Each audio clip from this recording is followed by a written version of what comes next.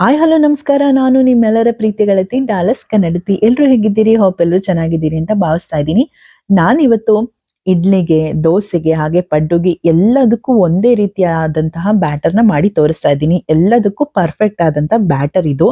So ನಾವು ಇಡ್ಲಿಗೆ ಬೇರೆ ತರ ಬ್ಯಾಟರ್ ಆಗ್ಲಿ ಅಥವಾ ಬೇರೆ ಅಳತೆ ಆಗ್ಲಿ ಅಥವಾ ದೋಸೆಗೆ ಬೇರೆ ತರ ಬ್ಯಾಟರ್ ಆಗ್ಲಿ ಬೇರೆ ಅಳತೆ ಆಗ್ಲಿ ಏನಿಲ್ಲ. ಒಂದೇ ತರ ವಿಧಾನದಲ್ಲಿ ಒಂದೇ ವಿಧಾನದಲ್ಲಿ ತುಂಬಾ ಈಸಿಯಾಗಿ ನಾನು ಹೇಳ್ಕೊಡ್ತಾ ಇದ್ದೀನಿ ಇಲ್ಲಿ. ಇಡ್ಲಿಗೆ, ದೋಸೆಗೆ ತುಂಬಾನೇ ಪರ್ಫೆಕ್ಟ್ ಆಗಿರುವಂತ ವಿಧಾನ.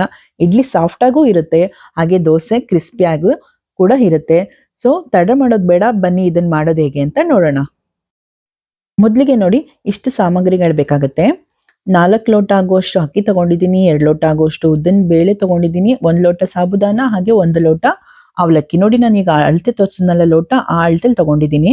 4 ಲೋಟ ಆಗುವಷ್ಟು ಅಕ್ಕಿ ತಗೊಂಡಿದ್ದೀನಿ. ಈಗ ಆಲ್ರೆಡಿ ಚೆನ್ನಾಗಿ ತೊಳೆದು ಒಂದು 5ರಿಂದ 6 ಗಂಟೆ ಕಾಲ ಅದನ್ನ ಸೋಕ್ ಮಾಡಿ ಇಟ್ಟಿದ್ದೀನಿ. ಹಾಗೆ 2 ಲೋಟ ಆಗುವಷ್ಟು ಉದ್ದಿನ ಬೇಳೆ ಚೆನ್ನಾಗಿ ತೊಳೆದು ಅದನ್ನು ಕೂಡ ಒಂದು 5-6 ಗಂಟೆಗಳ ಕಾಲ ನೆನೆಸಿಟ್ಟಿದ್ದೀನಿ. ಹಾಗೆ 1 ಲೋಟ ಆಗುವಷ್ಟು ಸಾಬುದಾನ. ಸಾಬುದಾನ ತುಂಬಾನೇ ಚೆನ್ನಾಗಿರುತ್ತೆ ಇಡ್ಲಿ ಮತ್ತೆ ದೋಸೆಗೆ. ಸೊ 1 ಲೋಟನ ನಾನು ಸೋಕ್ ಮಾಡಿ ಇಟ್ಟಿದ್ದೀನಿ. ಹಾಗೆ ಅವಲಕ್ಕಿ, ಗಟ್ಟಿ ಅವಲಕ್ಕಿನ ತಗೊಳ್ಳಿ ಅಥವಾ ಪೇಪರ್ ಅವಲಕ್ಕಿ ಆದ್ರೂ ನಡೆಯುತ್ತೆ. ಸೊ ಪೇಪರ್ ಅವಲಕ್ಕಿ ಆದ್ರೆ ನಾವು ರುಬ್ಬೋದಕ್ಕೆ ಒಂದು 10 ನಿಮಿಷ ಮುಂಚೆ ಆದ್ರೆ ಸಾಕಾಗುತ್ತೆ.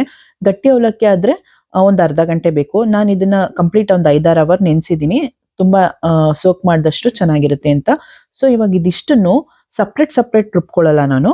ಮಿಕ್ಸ್ ಮಾಡಿ ರುಬ್ಕೋತೀನಿ. ಇದು ಅಕ್ಕಿನ ಒಂದೆರಡು ಸೌಟು, ಹಾಗೆ ಬೇಳೆನ ಒಂದೆರಡು ಸೌಟು, ಹಾಗೆ ಸ್ವಲ್ಪ ಸಾಬುದಾನ, ಸ್ವಲ್ಪ ಅವಲಕ್ಕಿ ಇದಿಷ್ಟನ್ನು ಮಿಕ್ಸ್ ಮಾಡ್ಕೊಂಡು ರುಬ್ಕೋತೀನಿ. ಸಪ್ರೇಟ್ ರುಬ್ಕೊಳ್ತಾ ಇಲ್ಲ ನಾನು. ಸೊ ಎಲ್ಲಾನು ಸ್ವಲ್ಪ ಹಾಕೊಂಡು ರುಬ್ಕೋಬೇಕು. ಇದಿಷ್ಟು ಅಳತೆಗೆ 3 ಸಲ ನಾವು ರುಬ್ಕೊಳ್ಬೇಕಾಗತ್ತೆ. 3 ಟ್ರಿಪ್ ಆದ್ರೆ ಸಾಕಾಗತ್ತೆ. ನೋಡಿ ಎಲ್ಲಾನು ಮಿಕ್ಸ್ ಮಾಡ್ಕೊಂಡು ರುಬ್ಕೊಳ್ತಾ ಇದ್ದೀನಿ.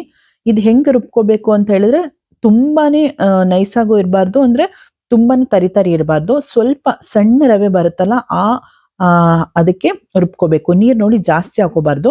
ಸ್ವಲ್ಪ ಗಟ್ಟಿ ಇರಲಿ ಬ್ಯಾಟರು.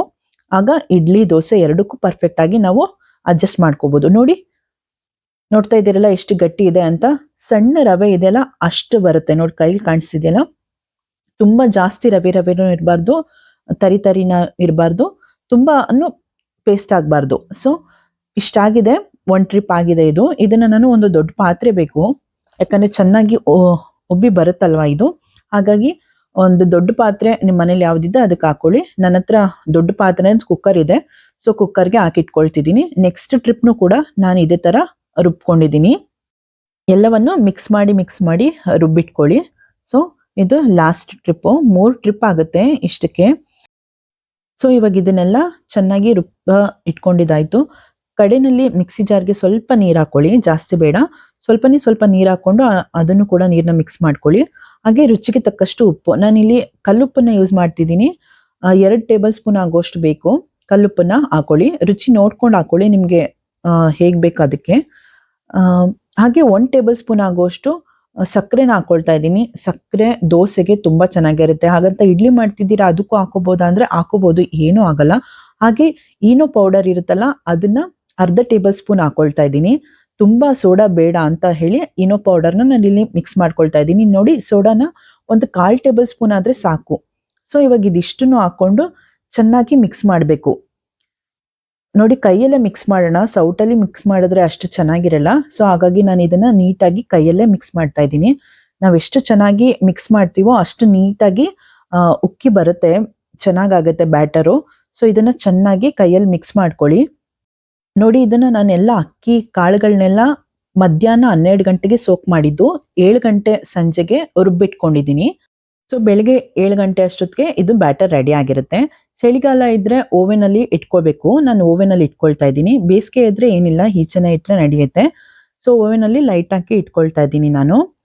ಇಲ್ಲ ಅಂದ್ರೆ ರಾತ್ರಿ ಅಡ್ಗೆ ಮಾಡ್ಬೇಕಾದ್ರೆ ಸ್ವಲ್ಪ ಅಡ್ಗೆ ಮಾಡೋದ್ರ ಒಲೆ ಪಕ್ಕ ಇಟ್ರೆ ಸಾಕಾಗುತ್ತೆ.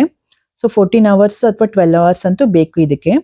ಸೊ ಇದು ಬೆಳಗ್ಗೆ ನಾನು 7 ಗಂಟೆಗೆ ತೆಗ್ದು ತೋರಿಸ್ತಾ ಇದ್ದೀನಿ. ನೋಡಿ, ಹಾಕ್ಬೇಕಾದ್ರೆ ಎಷ್ಟಿತ್ತು, ಉಬ್ಬಿ ಎಷ್ಟು ಚೆನ್ನಾಗಿ ಬಂದಿದೆ.